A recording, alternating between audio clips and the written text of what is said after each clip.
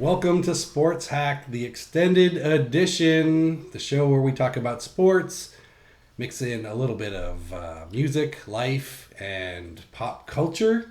I'm Felix Brown. Across the desk is Annie. Hi, Annie. Hey, Felix Brown, how are ya?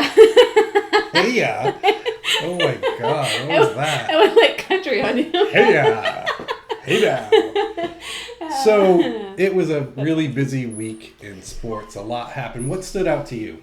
For me, I would say what stood out was the mallet trade.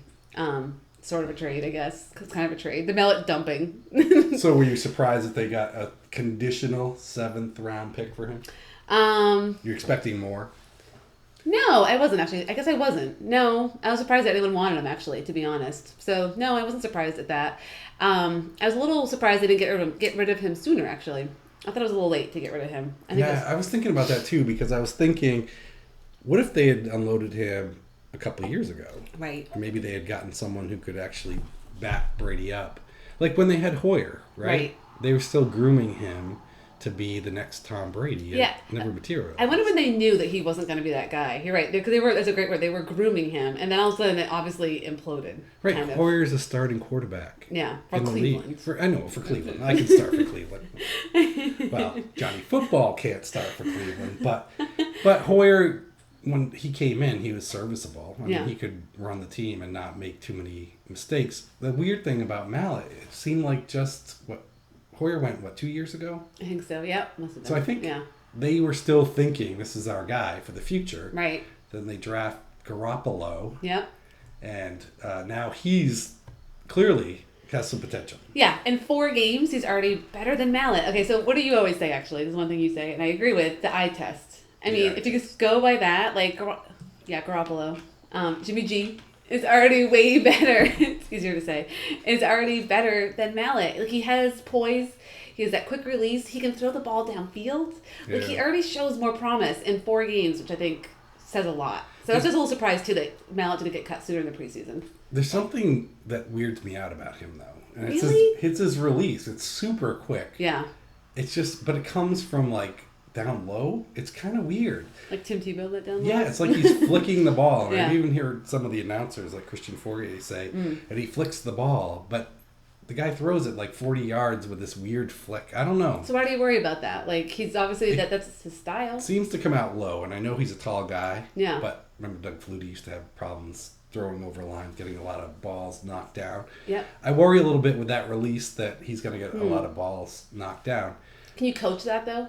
Yeah, I To change suppose. it? I mean, Yeah. if that's his natural throwing motion, that's going to be a lot of coaching. But all that said, why change it? It's not broken. He hasn't. I don't think he's had too many passes knocked down. It's not a problem right now. Right. Totally. I agree. I think it was the right choice. I think Mallet just never, to me, even when they were grooming him, never felt like a confident backup. Personality-wise, talent-wise, I just didn't feel like he was the person. I think that you should see what's going on here in studio. We had an incident, but it's all good. At the beautiful studios here in downtown Boston. Where it's like 90 degrees. Yeah, it's 90 degrees. It's awful. We're gonna lose weight doing this. I can't even see my notes because there's sweat in my eyes. We're gonna lose weight. This is a weight loss program. Is it? Yeah. What do they call those tents that you go in for yoga? Yeah. What's that called? It feels like a Bikram yoga studio in here. It's awful. But it's awesome. Yes. But Jimmy Garoppolo. So I'm excited. So my only complaint I have right now, I think it was the right move. I was down with it. I'm glad that they pulled the trigger. I think it's awesome. But I have a rant about people calling into sports radio talk shows like this one, someday hopefully, complaining about, not complaining, but they're complaining about this whole backup situation and how, why should we be concerned about it? Because Tom Brady's going to play another 5 years. Right. Okay, just because Tom Brady says that he's going to play another 5 years doesn't mean that he will or that he can. Like, we all say a lot of things. Doesn't mean that they're going to happen. Like, I admire Brady's, I love Tom Brady. We all know that, and we owe him a lot. But just because you say you want to do that doesn't mean that he can pull it off. Like, you got to think about it. And I think Garoppolo's a better choice than Mallet. And when people keep saying that, and I just want to say just shut up, because just because Brady, the God, says it doesn't mean that it's going to come to fruition. Yeah, and I think you're absolutely right. And we've seen Bill Belichick enough to know that look at Logan Mankins. See Yeah, ya. yeah. Don't want the door hitting the ass on the way out. And it's always the year too soon versus the year too late. Yep. And that's the thing I like about Bill Belichick is he's not afraid to unload players a year too early. And I think it's going to be a tough decision. He owes his career to Tom Brady, I think, in a lot of ways. Which is which I think is also what he wants to get away from potentially, right? There's that whole discussion of like, does he want to win one without Tom Brady? I think he just wants to win. I don't think Bill's that much of an egomaniac. He is, I but I don't about think that. he cares which quarterback wins the Super Bowl for him. But I think it'll be interesting to see when the time comes, and I don't think it's right now. No. It could be next year, the year after, it could be the year after, to see what he does with Tom Brady, and if he shows him the door when all the fans, all the pink hat Brady, number 12, pink shirt wearing Patriots fans still love Tom Brady, Yeah. and then they kick him out and he goes to play for the Kansas City Chiefs like Joe Montana did for Yep. or someone like that. I mean, even Bobby Orr got Right. traded, right? And went to the Blackhawks, right? He did, Remember? but he had a bad knee injury. I know, but in hindsight, someone from this generation looking back saying, why would you ever trade Bobby Orr? Like, Well, he was... a mascot at that point because his knee was so But it's bad. Bobby Orr, right? He played like 4 games, I think. for I Chicago. know, but it's just I the know. idea of it, right? It That is the someone of idea. that stature, one of the best defensemen in hockey ever to play the game still, can get traded. So, anyway. Belichick did it with Law. He did it Yep. with he did it with the kicker Adam Vinatieri. Yeah, which I still He's- think it's a bad move. It yeah. turned out to be a bad move. Yeah. But although Gostowski, Yeah. is that right? Gostowski, I yeah. hate that name. Just another G. Yeah. He's been pretty terrific too. So He has been, no. But I think it was, it felt a little premature at the time. I know. So, what's your assessment of the Patriots right now? Are you comfortable where they're at as we move into the first game of the season? They're down in Miami on Sunday at 1:00. What's going to happen?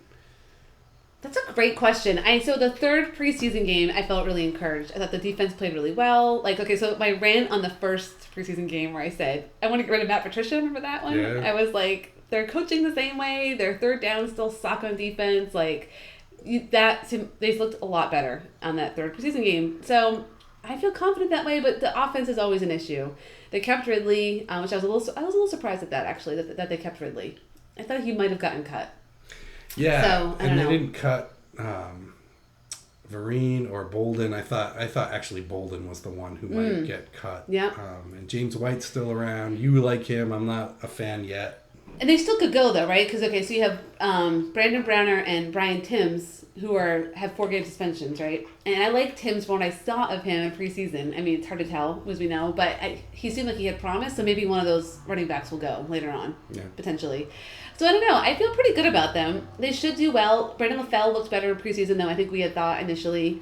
That was good. I mean, they should go. I still say 12-4. I still go with that. I think they have a tough schedule. They'll definitely make the playoffs. I mean, they have a weak division, as we know, but there's talent there. There's talent. It's just a matter of health. I mean, Gronk being healthy is huge. Yeah, if he's healthy. I'm not convinced. We haven't seen him on the field for one play, which Right. I get, and I totally agree with what they did. Yep. I'm still not convinced that we're going to get Gronk circa 3 or 4 years ago that could just mow people over, catch every ball that was thrown to him. I'm not sure. So I think the two things for me that the season depend on is, one, the defense being much better on third down. Yeah. And they were in that third game. If that's the defense we get all year, even if we build up to that over 16 games, True. in week 17 we're hitting on all cylinders, Yep. then I think they got a shot. And I think the other factor is Gronk. If they can get Gronk back to where Gronk was and he can have a season, maybe he's motivated now. Yeah. Maybe he wants to have one of those premier tight end seasons and get them into the Super Bowl. But I think if either one of those things don't happen, I don't think this team's good enough to beat Denver. They're certainly not good enough to beat Seattle. I know, Seattle, I totally agree with that. And even the 49ers, though they've had some personnel stuff this week, right? But so with Gronk, I have two thoughts. One's a comment on what you just said. He needs a ring pretty soon. Like, I know he's a premier tight end and he has had some great seasons, but pretty soon he needs to win a Super Bowl to kind of solidify his stature as a great tight end. So how would you play him? How many snaps would you give him? Would you give him a fewer beginning of the season and then work your way up, or just throw him right in there? How would you handle him? I would take him off the field goal blocking team first of all. Yeah. I'd probably work up to it, and I'm not so concerned with the early part of the schedule. The first quarter of the season, I think you can maybe take a loss or two. I'd work up to it. He's that important. I think these guys can rip off. If he's healthy and the defense is great, I think they can rip off 10 wins in a row. No problem. Wow. Even in the middle of the schedule, I mean, now they have a bye on week 10, which is awesome. But you think that they can still more incidents, but it's all good. They have the Chiefs, they have the Bears, they have Denver. Alex Smith scares you that much? Seriously? Are they at Kansas City? You should know this, right? I totally know this. I want to say yes, but I don't remember. Sorry, everybody. I think they're either at Kansas City or they're at home. Okay. It's not a neutral field. Are those our options? They're not playing in Toronto. That's so radical. Remember when Green Bay used to play in Milwaukee from time to time? Oh, which is really weird. I bet Felger loved that, though. Probably. Yeah. He probably did. So I think that the Patriots need to play great on defense, and I'm encouraged by that week, the third preseason game. Yeah, me too. If they can, put some pressure on the quarterback, and then you have Revis back there to solidify that last year's awful goof troop who was trying to cover receivers running around like Macaulay Culkin. When he found out he was home alone. I used that again. That's so good. He's repeating jokes now. I'm a one-trick pony. But I think if the defense can play great, I like their chances more than I did, I think, just a few weeks ago. Wow. Okay, that's I'm pretty encouraged. So, Super Bowl? Are you willing to go that far?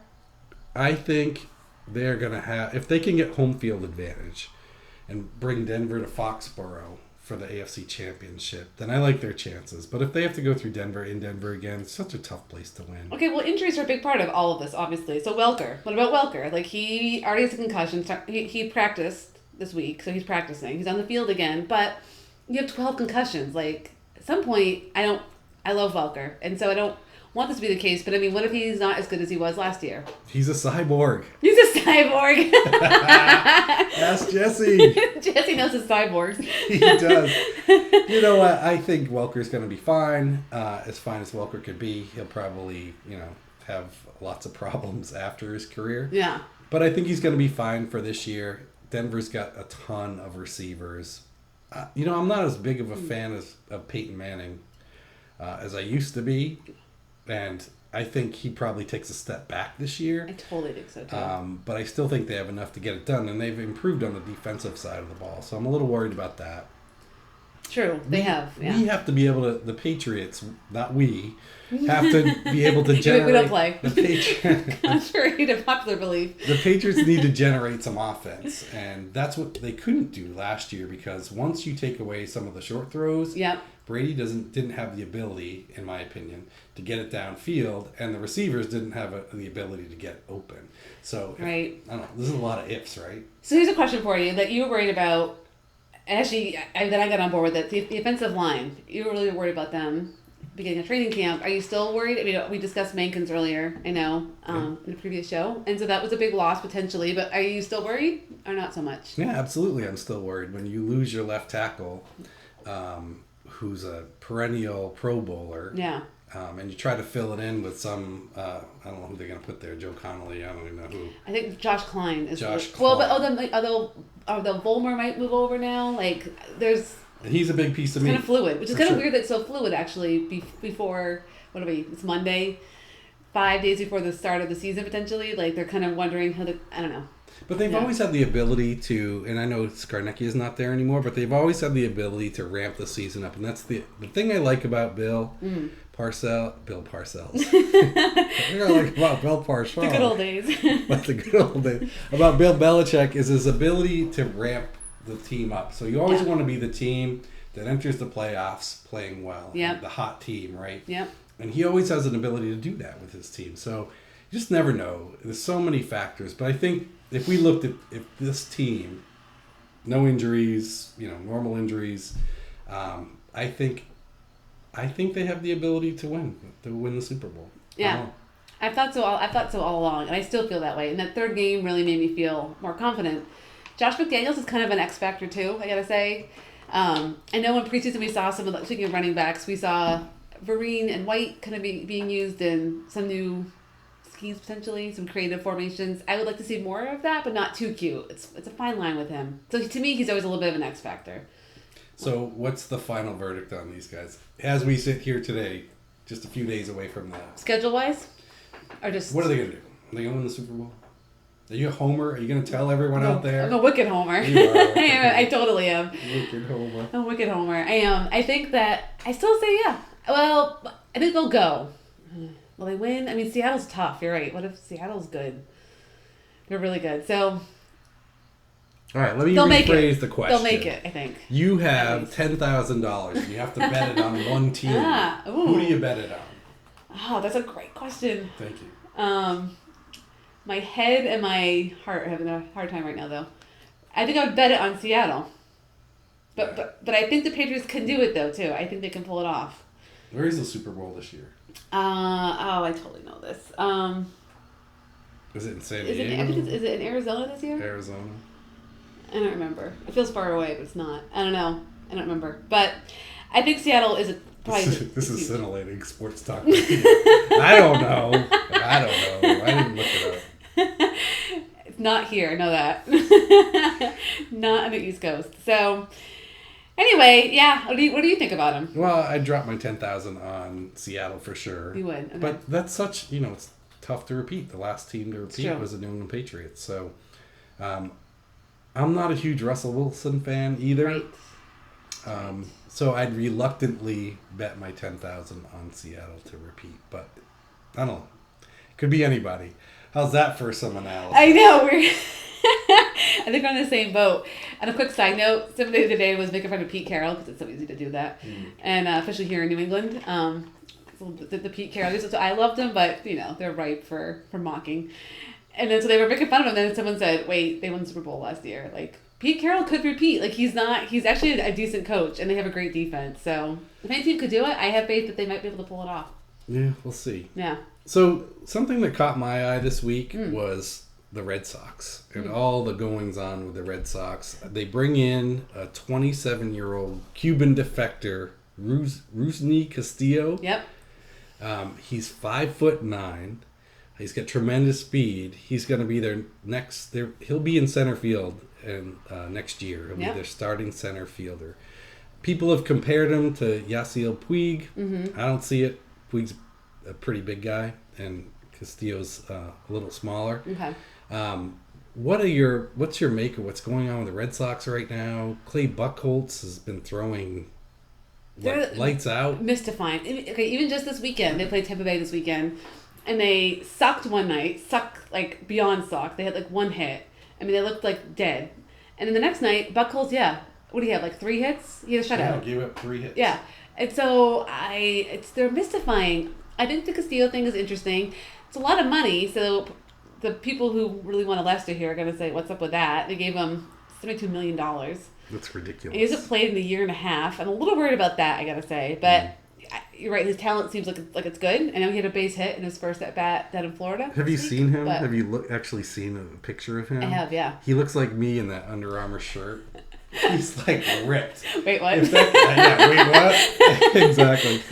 If that guy's not juicing, then nobody's juicing. I already think, and Cubans they love to juice down there because there's not a lot of control over it. Right. I think he's juicing already, but they'll find a way to work around that. Yep, as they do. The team is weird. One thing I was kind of contemplating over the past week was how this season they brought up all the young stars. Yep. And Mookie Betts has kind of worked out a little bit. Kind of. Flashes of it, right? Yeah. Flashes of it. He had a home run, a grand slam this weekend. Slam, which is incredible. Yeah. But he's a guy that's going to hit for a lot of power. He's traditionally a second baseman.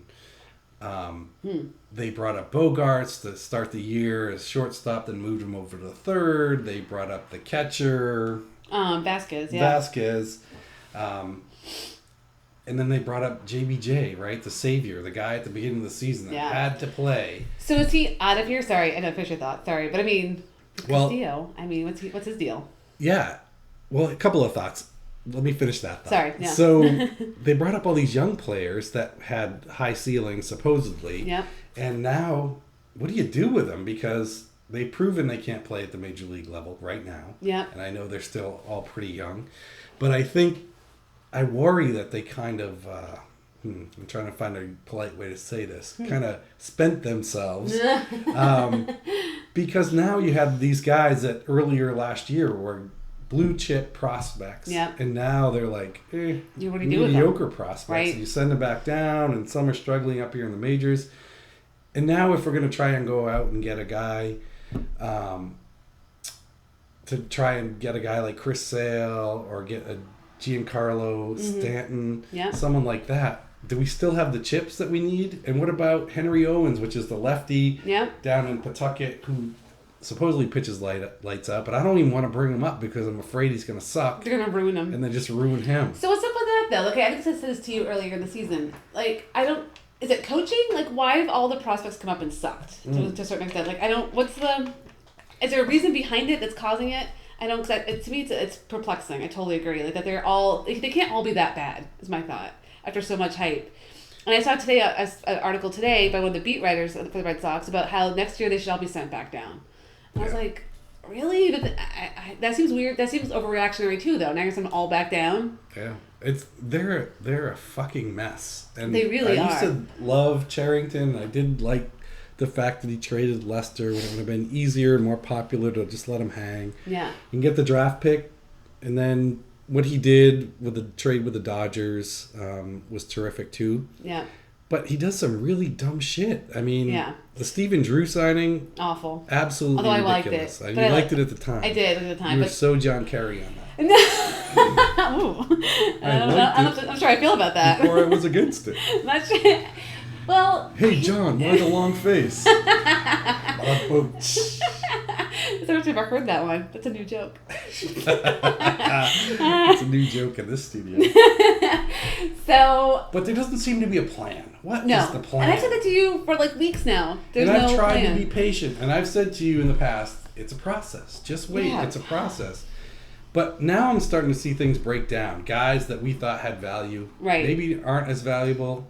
And now we have a whole team full of outfielders. When you add Castillo and Shane Victorino comes back and JBJ and I'm looking that guy they got from St. Louis, Nava's still Craig. there. Yeah, Craig. Nava's still here. I mean, it's ridiculous. We have a team full of outfielders. Shitty outfielders. Like half-ass outfielders. And we can do a Red Sox thing where we're like a Red Sox fanboy thing. We're like, hey, we can trade you like 6 broken pieces for your like really great Giancarlo Stanton. It won't be enough though. And then and then we still haven't. So there's that. Okay, I totally agree. And you don't see a rhythm to it, or that sounds the right word, but it doesn't seem like it's sequential at all. Like you're not like, oh, okay, they're building on something. It just seems kind of random. And then their pitching still sucks. They're gonna have to go and get pitching. They are going to have to go out and get pitching. And that's a problem. Because Buchholz has been this week, I don't put any faith in him leading the pitching staff. No. Matter of fact, if he's got any value right now because he's had a couple of good outings, trade his ass. Stupid ass. Yeah, Mallet first, then Buchholz. Hey, he cut his hair. He no longer looks like Joe Dirt. Like a greasy Joe Dirt. He did look like Joe Dirt. That's awesome. He totally did. That hair was so gross. What was in his hair every night? I don't know. He said they it was have showers in the clubhouse. It was so disgusting. Like he had Vaseline in his hair. Did he get in trouble for touching his hair? So he's got for that, and then like he had stuff on his arm, which is different, I know. But the hair definitely had something in it because it looked like a sticky mess. He looked like he was in a trailer park. They just threw him out there. By the way, go play baseball now. Yeah, really, with his shitty, scraggly beard and that greasy hair. I know. I don't get it. I don't get it. White trash. With a hot wife, though. With a hot wife? Yeah. I've never seen her. Yeah, she's hot, yeah. Yeah, he's got a couple $1 million, so. That's true. Of course he's going to have a hot wife. Anyway, I just don't see the plan with them. And the other thing, I know this sounds like such a Monday morning quarterback thing, but John Farrell, and I know we won a championship with him this year. Was that him, though? I don't know. I mean, it's hard to figure out because I've never seen anyone mismanage a lineup more than this fucking guy. Well, he's having the same issues he had in Toronto, too, right? Which is what makes me wonder. So, was last year really just an anomaly? He had a lot of issues in Toronto, and they're kind of coming back. Why not put the same lineup out, I know. for a week straight? Let's see if these guys can gel a little bit. But every night he's moving Brock Holt around. We haven't talked about him as another outfielder. And I do, too. He's a great kid. And he moves them around every fucking position. It drives me crazy. So I know, I totally agree with that too. This is very much like Obama and George Bush. How George Bush. I'm not seeing it right now. So one was really good and one sucks really bad. You pick. Yeah, you pick. we're not going to say anything. But we're not. Okay, so this is like, so hang with me for a second. Okay, so we always say that George Bush gets a lot of crap for his choices, right? Or maybe Obama can skate a little bit sometimes. And I feel like that's happening now with John Farrell compared to Bobby Valentine. They have a worse record than when Valentine was here. And Valentine changed that damn lineup every friggin' day. And everyone's like, what's he doing? What's happening? I know. John Farrell does it. No one does anything. It's so strange. Like, so you're saying that John Farrell is Obama? I am saying that, yes. I think that's what I heard. That's what I'm saying. I might tend to agree. But, yeah, I don't get why he's going to change the lineup up so much. Why don't you put some guys together, see if they are cohesive, and give some confidence. Right. I know. And wouldn't you like to go to the ballpark if you're Brock Holt, right? You're a young kid just starting out your career. I think he's a little bit older, right? He's at 26. Yeah, he is. He's not like So he's not but, not a young kid, but maybe you want to come to the ballpark and know I'm playing third base tonight, or I'm playing center field, or I'm playing whatever it is. Yep. And just put them there and go with it and see what happens. It must be It would be. Now I sound like a big ninny. It must be comforting to them to know that. Comforting. That's the worst word ever. I know. It's comfort. Oh, that's so funny. That's so baseball, right? That is so baseball. They so are funny. Coddled. But I don't know. I mean, I'm not suggesting at all that they fire. So that's my question for you. How long would you give him? One more year, though? Yeah, I mean, it depends on what Ben puts together next year. If he puts together a team that includes some really great players, which I don't think he's going to be able to do, then he needs to win now. Right. And I'm all for winning now. And I think we talked the other day about the value of a blue chip prospect versus someone who can play every day. And we're looking back up like Kyle Drabeck, because you never know how they're going to turn out. And so I want guys that are major league ready. So we'll see what Ben ends up doing. So we're about running out of time here, Annie. And tell me the one thing that you think Ben Cherington should do to improve the 2015 Red Sox. The one thing that Ben Cherington should do. Okay. That's a tough question. There's a long list, it feels like, right? But I guess I would say pitching. Pitching is still my main concern. So I would like to get rid of Buchholz. And I guess I would try to package someone together. Maybe go after James Shields. I don't know. Cole Hamels. I'm trying to think. John Lester? No, I would not go after Lester. No. Why? Why not go after Lester? I just think that ship has sailed. I don't know. I do. I don't. He's been gone for a month. Yeah, I'm over it. Exactly a month. It's been exactly a month. Yeah, nothing against Lester. I mean, I wish him well, but I don't think I want him back. Yeah, I guess pitching. I don't know how you do it. I think they're kind of in a rock and a hard place. They're going to have to spend some money, obviously, and then, like you said before, try to get some of these people to sound appealing to another team. It's gonna be challenging. Yeah, I would make a hard run at Giancarlo Stanton. But why? But because he is a once in a generation player, and the Marlins are going to move him eventually to somebody. Yeah. And why not us, as Kurt Schilling used to say? Why not us? Nice. And I don't know it's realistic that we have enough I think of all the farm systems across the league, the Red Sox have the most to offer, but like we've talked about, there's not as much value. And the other thing I would do, so I'd go hard and heavy after him. If that doesn't work out. Okay. I would give John Lester the money. The guy. What kind of money now would you give him? What kind of money? I'd probably go Cole Hamels-ish. I think he was 144, something like that. I'd do that. Why not? It's not our money. Who cares? And here's a guy that, how quickly you forget, last year in the playoffs had 2 wins in the World Series. I didn't forget. I totally dug those games and appreciate him. You get James Shields here. You don't know if that knucklehead can pitch in Boston. I think he can. Well, that's true. Well, let's look at Price in Detroit. Right. He's imploded up there. He has. I know. It's true. And it's true. I guess it'd be fine to get Lester back. It wouldn't be my top choice, though. It really wouldn't. I don't know. They've confounded me. I'm confounded by the Red Sox. Is there a pitcher out there that you want? No, that's the thing. I mean, there's nobody out there. James Shields, I think, is good talent and seems affordable. Right. So we need, how many do we need, do you think? He's 33. Lester's 31, for heaven's sake. I know, for heaven's sake. It's true. And we need a lot of pitching. I mean, really, we could 4 slots have to be filled. We can go back and get John Lackey. No, yeah, that's my top choice. 500,000. Yes. I was just watching today on a side note that St. Louis is back in first place, and I cannot wait to see him in the playoffs. It's going to be kind of fun to watch John Lackey pitch. No, is that a nice thought? Is that a No, I happy can't wait for him to screw it up. Because that dude sucks. That sounds so heartwarming. He had like one good year for us. We paid him $84 million, or whatever it was. He's a whiny bitch most of it. And he is. Chicken and beer, you fat bastard. That big horse face. And he sounds like a douchebag, too. I don't like anything about him. And no. I remember when he reluctantly came off the mound after pitching and he tipped his hat finally to the Red Sox fans. Yeah. Like it was our fault that the media was all over him because they should have been. Yeah. Dickhead. He sucks. Anyway. How do you really feel? That's how I really feel. So we are out of time, but I'm Felix Brown. And I'm Annie. And we're at the Sports Hack. Make sure you follow us on Facebook.com/Sports Hack. And then follow us on Twitter @SportsHack72. And we will see you next week.